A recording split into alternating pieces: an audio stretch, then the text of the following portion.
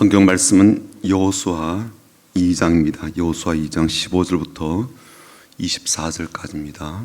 여호수아 2장 15절부터 24절까지입니다. 구약 성경 322쪽에 있는데 우리 같이 읽어보겠습니다. 여호수아 2장 15절부터 24절까지입니다. 우리 같이 읽어보겠습니다. 라합이 그들을 창문에서 줄로 달아 내리니 그의 집이 성벽 위에 있으므로 그가 성벽 위에 거주하였음이라. 라합이 그들에게 이르되 두렵건대 뒤쫓는 사람들이 너희와 마주칠까 하노니 너희는 산으로 가서 거기서 사흘 동안 숨어 있다가 뒤쫓는 자들이 돌아간 후에 너희의 길을 갈지니라. 그 사람들이 그에게 이르되 내가 우리에게 서약하게 한 이 맹세에 대하여 우리가 허물이 없게 하리니 우리가 이 땅에 들어올 때에 우리를 달아 내릴 창문에 이 붉은 줄을 메고 내 부모와 형제와 내 아버지의 가족을 다 내 집에 모으라. 누구든지 내 집 문을 나가서 거리로 가면 그의 피가 그의 머리로 돌아갈 것이요 우리는 허물이 없으리라. 그러나 누구든지 너와 함께 집에 있는 자에게 손을 대면 그의 피는 우리의 머리로 돌아오려니와 내가 우리의 일을 누스라면 내가 우리에게 서약하게 한 맹세에 대하여 우리에게 허물이 없으리라 하니 라합이 이르되 너의 말대로 할 것이라 하고 그들을 보내어 가게 하고 붉은 줄을 창문에 매니라. 그들이 가서 산에 이르러 뒤쫓는 자들이 돌아오기까지 사흘을 거기 머물매 뒤쫓는 자들이 그들을 길에서 두루 찾다가 찾지 못하니라. 그 두 사람이 돌이켜 산에서 내려와 강을 건너 눈의 아들 여호수아에게 나아가서 그들이 겪은 모든 일을 고하고 또 여호수아에게 이르되 진실로 여호와께서 그 온 땅을 우리 손에 주셨으므로 그 땅의 모든 주민이 우리 앞에서 간담이 녹더이다 하더라. 아멘. 오늘 설교 제목이 누구든지 살 수 있습니다 라는 그러한 제목인데요, 이게 뭐 물건 산다 그런 뜻이 아니에요. 그런 의미라기보다는 누구든지 생명을 얻을 수가 있습니다, 누구든지 구원을 받을 수가 있습니다, 누구든지 새로운 삶을 누릴 수가 있습니다 라는 그런 의미의 제목입니다.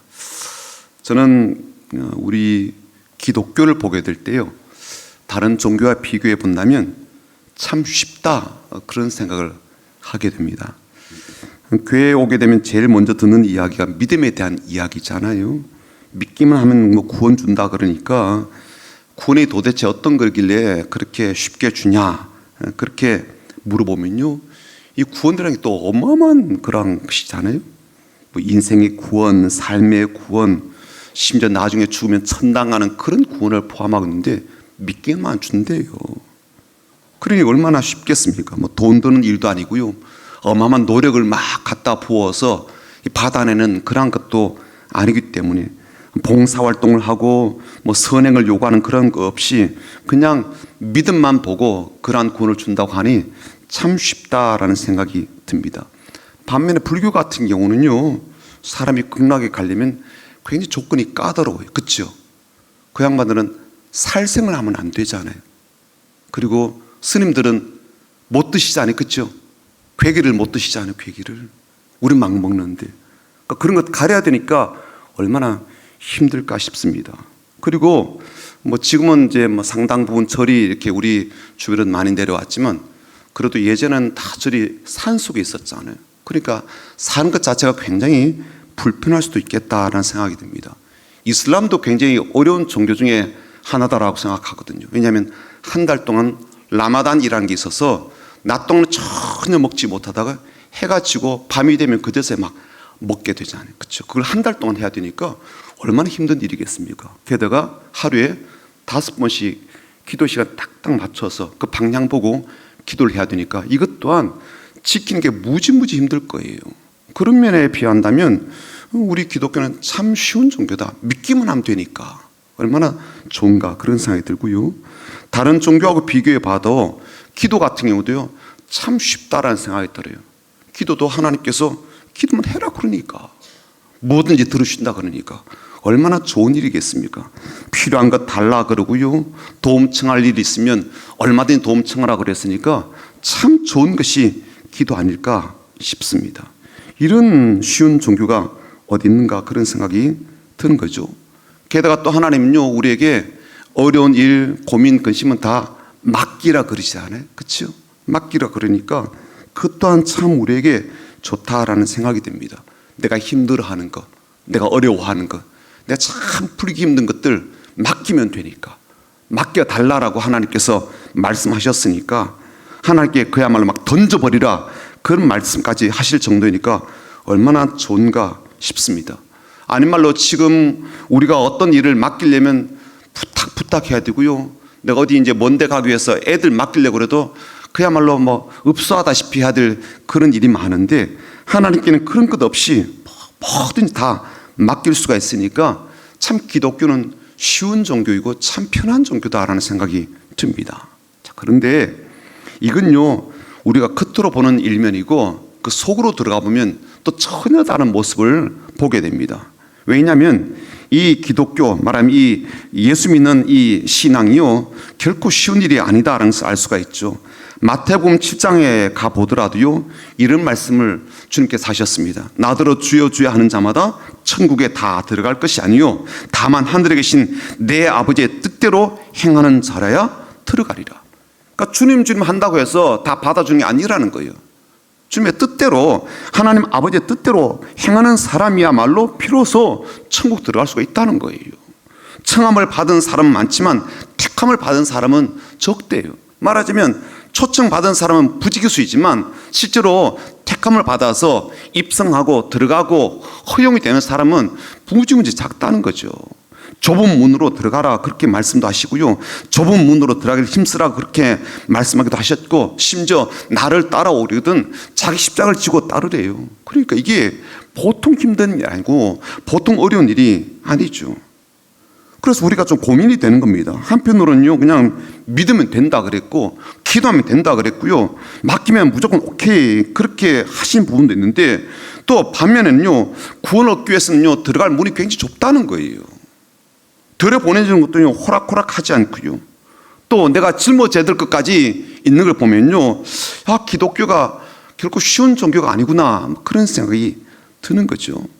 뿐만 아니라 역사적으로 볼 때도요, 이게 이미 우리한테 잘 알려진 이야기이기도 합니다. 예를 들자면 애굽에서 이 탈출하게 된 이스라엘 사람들이 무려 200만 명이 넘는다 그러잖아요, 애들까지 포함한다면. 그런데 그 중에 딱 2명만 가나안 땅에 들어갔잖아요.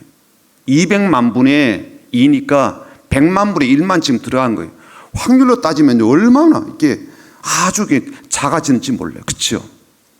그리고요, 지금 우리가 설교를 듣고 있는 이 여리고 성에도요, 수많은 사람이 살았잖아요.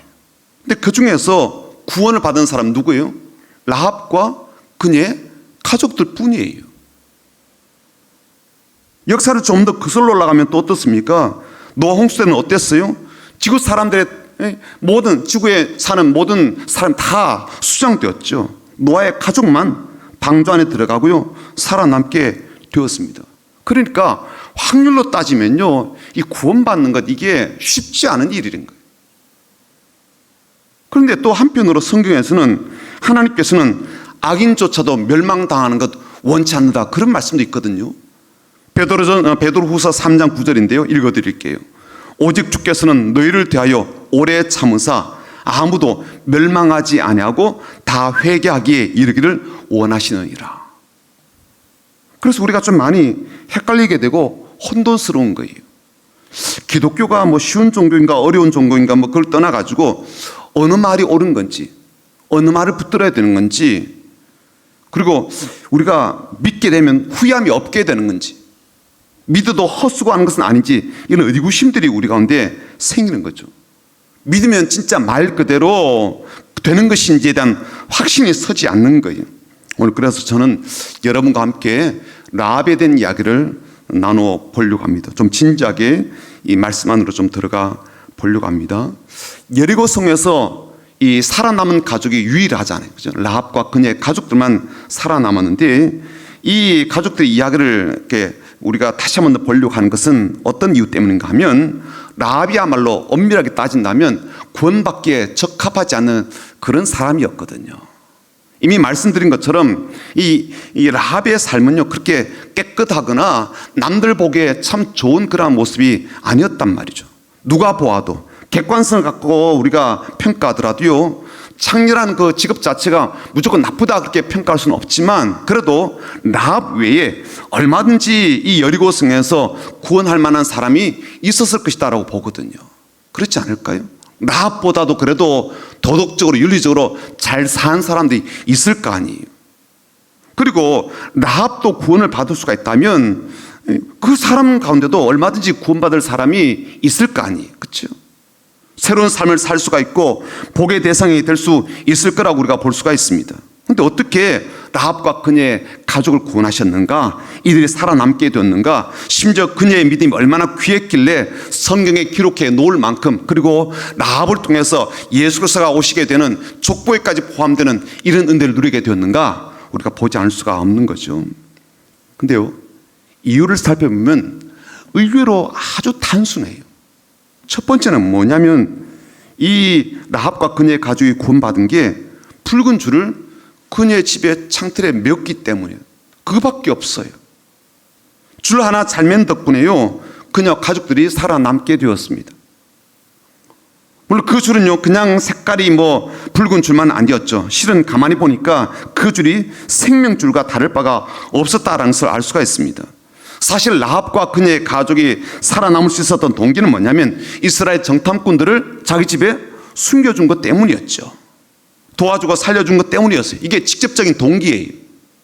그런데도 성경은요, 그녀가 정탐꾼들과 약속한 대로 창문에 붉은 줄을 매달아 놓았기 때문에 구원과 건짐의 혜택을 받았다라고 그렇게 기록해 두고 있거든요. 그래요. 정탐꾼을 도와준 것 때문에, 살려준 것 때문에 그녀의 목숨을 구원할 수가 있었지만, 만약 그 사실만 읽고 정탐꾼들과 약속한 대로 붉은 줄을 자기 집 창문에 걸지 않았다면 어떻게 되었을까요? 아마 라합과 그녀의 가족은요, 여리고성 주민과 같은 그러한 신세가 되었고 그런 운명과 같이 되었을 거예요. 그래서 이 붉은 줄이 생명줄이다, 그렇게 말을 할 수가 있는 겁니다.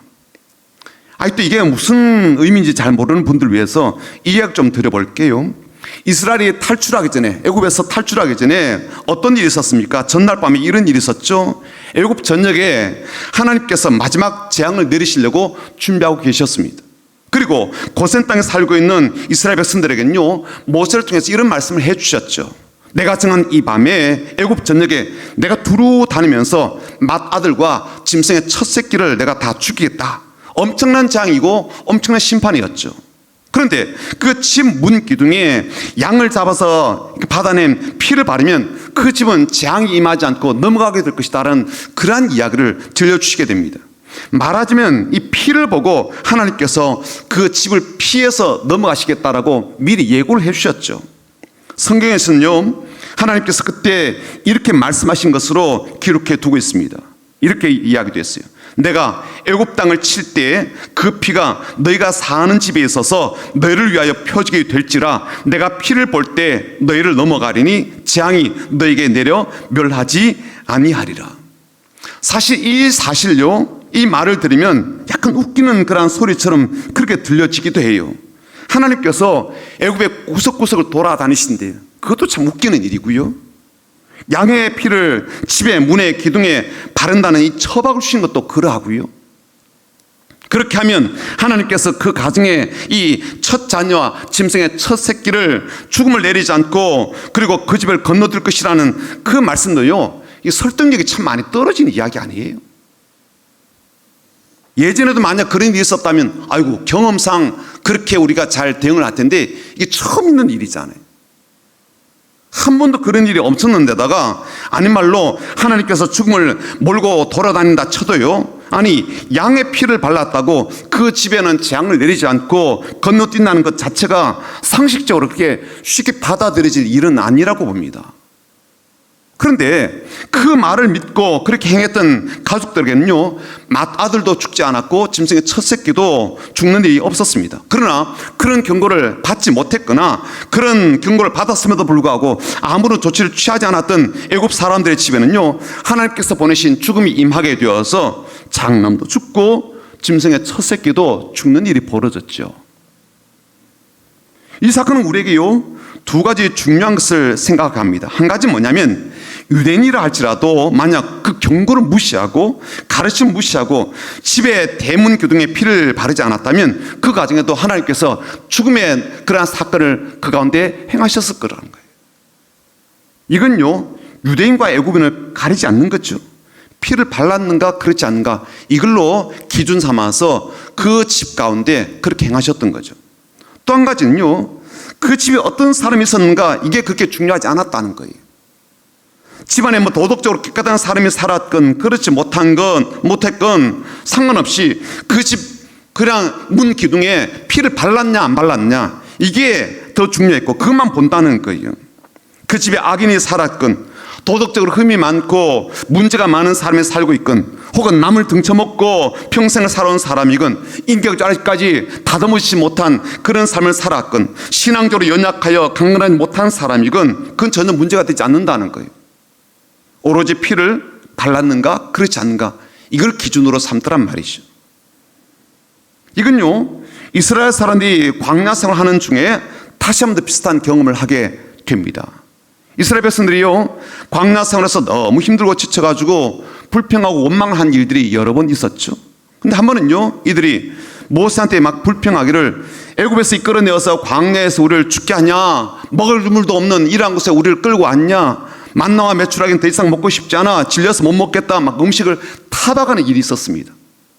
그때 하나님께서요, 독이 있는 뱀을 보내서 사람들을 물게 했죠. 당시 그 독뱀으로 인해서 많은 사람이 죽게 되는 일도 벌어졌습니다. 그런데 백성들이 막 살려달라고 아우성을 치니까 모세가 하나님께 기도했는데 하나님께서 구리로 뱀 모양을 만들어서 장대에 달고 다니며 그 구리로 만든 뱀을 보면 사람들이 살아나게 될 것이다, 회복되게 될 것이다, 그렇게 말씀을 주셨습니다. 그때 그 노뱀을 본 사람들은요, 비록 독뱀에 물렸다 할지라도 다 나음을 얻는 사건이 있었죠. 이 두 가지 사건이 갖고 있는 공통점이 뭐예요? 피를 문구등에 바르는 것이건 노뱀을 바라보는 것이건 공통적인 것은요, 이게 실제로 죽음을 피하는 방법이 되었다는 거죠. 우리가 볼 때는요, 말도 안 되는 거예요. 말도 안 되는 그러한 처방이죠. 그렇지만 하나님 그런 방법을 통해서 구원하시고 죽음을 피하게 하셨고 사람을 살리셨다는 거예요. 그래요, 라합과 그녀의 가족이 구사일생으로 건짐을 받을 수 있었던 것도요, 그 집 창틀에 붉은 줄을 매달아 놓았기 때문이죠. 여리고 성이 그녀의 삶을 지켜주지 못했어요. 가족의 안전을 보장해 주지 못했습니다. 여리고 성 내에서 성을 지키는 장대한 군인들이 그녀의 집과 가족을 지켜주지 않았어요. 그녀가 정탐구가 약속한 대로 붉은 줄을 매달아 놓았을 때 그 붉은 줄이 그녀와 가족들에게 생명줄이 되었습니다. 이건 오늘 우리들에게 어떤 의미가 있습니까? 이건요, 예수님의 십자가를 의미하지 않습니까? 예수님께서 우리를 위해서 흘리신 피가 그렇습니다. 예수님께서 우리를 위해서 찢기신 몸이 그래요. 그분께서 찢기신 몸과 채찍에 맞아 상하신 몸과 옆구리에서 흘리신 그 붉은 피가 우리의 구원을 위해서 대신 흘려주신 생명의 몸이고 생명의 피죠. 우리가 그 피를 믿기만 하면, 그 십자가를 믿기만 하면, 그 사랑을 믿기만 하면, 그 은혜를 믿기만 하면, 그 희생을 믿고 헌신을 믿기만 하면 그 십자가는요, 그 피는 우리에게 생명이 되고 능력이 되고 구원이 되고 살림이 되는 거예요. 그래서 예수님께서 지신 십자가는요, 우리가 믿기만 하면 우리에게 생명의 십자가가 되고 구원의 십자가가 되는 겁니다. 라합이요, 자기 집에 붉은 줄을 매다는 게 쉬운 일이었을까요? 어려운 일이었을까요? 쉬운 일이죠. 그럼 매다는 일이 뭐 어렵겠습니까? 특히 그것이 그녀의 구원과 그녀의 가족의 생명과 직결되는 그러한 일이었다면 그 가치에 비해서요, 창문에 붉은 줄을 단다는 건요, 그렇게 쉬운, 그렇게 어려운 일이 아니었죠. 대단한 일도 아니고요. 말 그대로 별것 아닌 일이에요. 사소한 일이고 누구든지 할 수 있는 일입니다. 집 대문에 피 바르는 것도 어려운 일 아니죠. 장대에 달린 노뱀을 바라보는 것도요, 다 그러한 일입니다. 게다가 십자가를 생각하고 십자가에 내 대신 죽음이 죽으셨다라는 것을 믿는 것도 그렇게 어려운 일은 아닙니다. 대단한 노력을 해야 되는 것도 아니고요. 그러나 하나님은 그런 작은 것에 대한 별것 아닌 것처럼 보이는 그 사실에 대한 분명한 믿음과 굳건한 신뢰를 통해서 구원의 은혜를 우리의 삶 가운데 베풀어 주는 겁니다. 그래서 기독교는요, 믿음의 종교예요. 누가 뭐래도 믿음의 종교예요. 그리고 기독교는 은혜의 종교입니다. 아닌 말로 라합이 자신의 구원과 가족의 구원을 위해서 애쓴다고 했을 때 얼마만큼 노력하고 얼마만큼 수고하고 얼마만큼 땀 흘리고 얼마만큼 자신의 죄에 대해서 반성하고 속죄하며 깨끗하게 하면 그 모든 것들을 깨끗하게 하고 자기가 구원받을 만한 자격을 취득할 수가 있겠습니까? 얼마만큼 하면, 어느 정도 노력하면, 얼마나 해야 될까요? 언제까지 그렇게 속죄하면서 자신의 죄를 다 탕감해야 비로소 구원받을 만한 자격을 얻을 수가 있겠습니까? 그녀로서는 할 수 없는 일이죠. 온 가족이 힘을 모은다 할지라도요, 그것은 불가능한 일입니다. 그런데 붉은 줄, 그 줄을 매기만 하면 얼마든지 죽음을 피하고 생명을 얻을 수 있었다고 말을 합니다. 그 사실을 믿는 것이죠. 사랑하는 성도 여러분, 붉은 줄을 창문에 매단다는 것은요, 오늘 우리 현대인들에게는 약속의 말씀을 믿는 것을 의미합니다. 예수님의 보혈을 믿는 것이죠. 그 보혈의 능력을 믿는 겁니다. 십자가의 능력을 믿는 거예요. 그 십자가는 나를 살리기 위해서 하나님께서 허락하신 유일한 방법인 것을 믿는 거죠. 그 십자가에 달리신 하나님의 아들 예수를 내 삶의 주인으로 믿고 따르는 것이죠. 그 붉은 줄이 라합에게 유일하게 자신의 삶을 살려줄 생명줄로 믿고 그렇게 내걸고 있었던 것처럼 우리도 예수님께서 내 삶의 유일한 구원과 인도와 능력이 됨을 믿고 그 구원의 표를 내 마음에 간직하는 것이죠. 그 구원의 십자가를 내 마음에 담고 내 가슴에 걸고 있는 거죠. 예수님의 피를 내 마음에 담는 것이죠. 내 생각과 내 육체에 담고 있는 것이죠. 그게 바로 믿는 것입니다. 여러분, 만약 라합이 자신의 기분에 따라서, 감정에 따라서 혹은 상황에 따라서 그 붉은 줄을 풀었다 맸다 그렇게 한다면 어떻게 되었을까요? 혹은 풀어가지고 넣어놨다가 자기 필요할 때 그냥 꺼냈다 그랬다면 어떤 일이 벌어질까요? 다른 사람들 눈이 무서워서 줄을 끌려다 방 안에 두었다가 아무도 안 볼 것 같은 밤에 걸어둔다든지 뭐 이렇게 했다면 아마 큰 낭패를 그렇게 치를 수도 있었을 거예요. 붉은 줄은요, 맸다 풀었다 하면 안 되는 거죠. 계속 메어두어야 하는 겁니다. 항상 메어놓은 채로 걸어둬야 되는 거예요. 사람들이 뭐라 그래도, 사람 이상하게 보더라도 그걸 믿느니 내 상식을 믿겠다, 내 주문을 믿겠다 뭐 그렇다 할지라도요, 맸다가 풀었다 그렇게 하면 안 된다는 거예요. 붉은 줄은요, 잘 메어 놓아야 되지 않아요. 바람에 날려가지 않도록 잘 붙들어 메어 놓아야 되는 겁니다. 저는 그런 생각이 드는 거예요. 우리의 삶 가운데 그런 바람이 불지 않겠습니까? 실망의 바람이 불 때가 있을 거예요. 경제적 어려움의 바람이 불 때가 있을 거예요. 사람들이 뭐라 비웃는 그런 바람이 불 수도 있을 거예요. 질병의 공격이라는 바람도 불 수 있을 거예요. 인간관계 때문에요, 속상함만 막 드는 그런 바람도 불 수 있을 거예요. 가족들의 핍박이라는 바람도 불 수가 있고요. 열심히 노력했지만 그런 보상을 제대로 받지 못한 그런 바람도 불 수 있을 거예요. 그때도 어떻게 하라고요? 단단히 매둬야 돼요. 그런 바람에 막 휩쓸려 날아가지 않도록 단단히 메어둬야 되는 거죠. 왜요? 그게 생명줄이니까.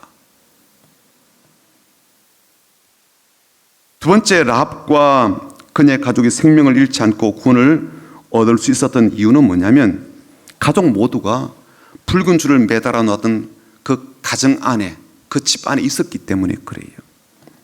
이미 말씀드렸다시피 붉은 줄이 중요하죠. 그 줄을 메어 놓는 것은 더 중요합니다. 그러나 그것만으로 안 돼요.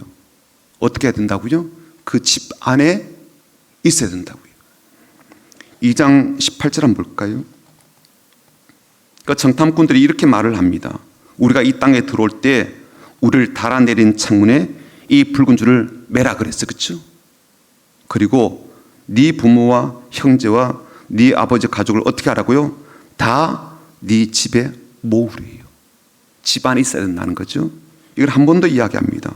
19절 보십시오. 이건 매우 중요한 이야기인데 뭐라고 그랬어요? 누구든지 네 집 문을 나가서 거리로 가면 그의 피가 그 머리로 돌아올 것이다. 죽을 수 있다는 거예요.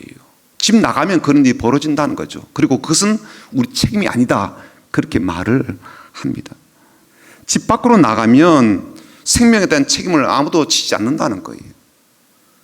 그러니까 집 창문에 붉은 줄을 아무리 튼튼하게 잘 묶어서 매달아 놓았다 할지라도 내가 집 밖에 나가면 아무런 의미가 없다는 거예요. 구원과 생명의 보장을 받을 수 없다는 거예요.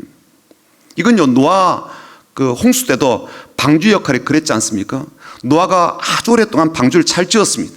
짐승도 나중에 거기에 넣고 자기 가족도 들어가게 됐죠. 근데 만약에 방주를 지어놓고 노아가 밖에 있었다면 노아도 아마 수장되었을 거예요. 방주를 만드는 것도 중요하겠지만 만들어 놓은 방주에 들어가는 것도 더 중요하죠. 이집트에서 마지막 유월절을 보내었던 이스라엘 민족도 마찬가지입니다. 문설주에 문 기둥에 피를 잘 발랐어요. 그런데 자기가 집 밖에 있으면요, 중천사가 그렇게 그 사람을 가만히 냅둘 수가 없는 거죠. 그렇죠? 그들의 장자는 죽음을 피할 수가 없었을 것입니다. 그런데 이건요, 또 한편으로 보면요, 그냥 부정적으로만 볼 일이 아니에요. 이 명령 속에는 기가 막힌 은혜가 담겨져 있습니다. 어떤 은혜입니까? 그 집 안에 거하는 사람은 누구나 다 보호를 받고 구원을 받고 생명을 보존할 수 있었다는 거예요. 성경 본문을 보니까 라합의 가족들은요, 라합과 함께 살지는 않았던 것 같아요. 그러니까 서로 다른 집에 살았던 것이죠. 그런데 정탐꾼을 살려두고 도망치게 해준 사람은 누구예요? 라합이 했다고요. 가족들이 도와준 건 아니고요. 그런데 라합이 붉은 줄을 맨 그 집에 모이기만 하면, 그 집에 들어오기만 하면 누구든지 구원을 보장받을 수가 있었고요. 그리고 목숨을 보장받을 수가 있었단 말이죠. 그만큼 집 안에 거하는 것이 매우 매우 중요했다는 겁니다. 물론 뭐 붉은 밧줄이 중요한 표식이죠. 그러나 그 밧줄이 걸려있는 집 안에 있어야 완벽한 보호를 받을 수가 있었다는 거죠. 여러분, 라합에게는, 그리고 그녀의 가족에게는 눈에 보이는 집이었지만 오늘 우리들에게는 이 집이라고 하는 게 하나님께서 함께 하시는 교회 공동체를 의미한다라고 해도 크게 틀린 말은 아니라고 생각됩니다. 신약 시대에 와서는 하나님의 집을 건물로서의 개념이 아니라 공동체, 구원받은 사람들의 모임, 하나님 사람들의 연합을 의미하죠. 그러니까 라합과 그녀의 가족들이 라합의 집에 모여 있었다, 그 말은 오늘 이 시대에 적용할 때 신앙 공동체 안에 머물러 있다, 그런 뜻이 될 겁니다. 교회 공동체를 벗어나서 혼자 신앙생활하는 것은요, 영적 생명의 구원을 보장받기가 어렵다, 그런 뜻이 되는 거죠. 하나님 결코 교회 공동체를 외면한 채 개인적이고 단독적으로 신앙생활하도록 우리를 창조하지 않으셨습니다. 오죽하면 그렇게 아름답게 에덴 동산을 만드시고 사람을 만드신 게 참 좋다 그러셨음에도 불구하고 한 가지, 아담이 혼자 있는 것에 대해서는요, 좋지 않다 그렇게 말씀하셨겠습니까? 하나님은 우리를 구원하시되 교회로 불러 모으셨어요. 구역 모임으로 우리를 불러 모으셨어요. 공동체 내에서 깊은 교제를 나누고 영적 친교를 하도록 우리를 불러 모으셨습니다. 왜 우리를 공동체로 불러 모으셨을까요? 공동체에 소속이 되고 그 공동체에서 한 몸을 이루도록 그렇게 말씀하신 이유는 뭡니까? 교회를 세우시기 위해서? 그렇죠. 공동체를 건강하기 위해서? 그렇죠. 복음을 전하는 일에 수월하게 연합하도록 하기 위해서? 그렇죠. 그러나 또 한 가지 목적도 있습니다. 그건 뭐냐면요, 나를 보호하기 위한 목적도 있다고요. 내가 공동체에서 벗어나는 순간 마귀가 공격할 수가 있기 때문에 그렇죠. 우는 사자가 두루 다니며 삼킬자를 찾는데 물에서 이탈한 그러한 존재를 타켓으로 삼지 않나요? 내가 공동체를 세워하는 것 같지만 또 한편으로는요, 공동체가 나를 살리기도 하는 겁니다. 사랑하는 성도 여러분, 오늘 말씀은요, 우리에게 그것을 이야기해 줍니다. 누구든지 구원받을 수가 있다. 누구든지 영적 생명을 받을 수가 있다. 누구든지 하나님의 은혜를 누릴 수가 있다. 붉은 밧줄을 집의 창문에 묶어 들여놓았던 이 라합처럼 말씀의 줄, 믿음의 줄, 기도의 줄, 헌신의 줄, 봉사의 줄을 내 삶 창문에 묶어 놓을 수 있도록 오늘 그렇게 권고하시는 말씀으로 받게 되기를 주님의 이름으로 축복합니다. 우리가 줄을 매게 될 때 때론요 희생의 줄을 매기도 하고요, 인내와 오래 참음의 줄을 맬 때도 있을 겁니다. 그때마다 풀리지 않도록, 바람에 날아가지 않도록 잘 묶어두는 것이 필요할 거예요. 그리고 하나님께서 세우신 이 교회 공동체 안에서 떨어져 나가는 일이 없기를 주님의 이름으로 축복합니다.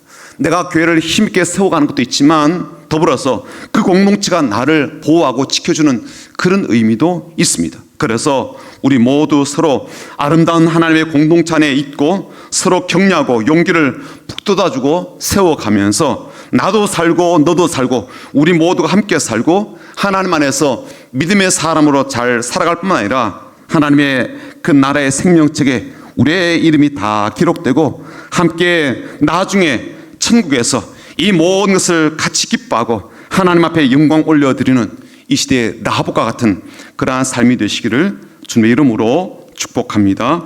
아멘. 나는 주님께 속한 자 되어라는 찬양 같이 부르고 함께 마음을 모아서 기도하겠습니다.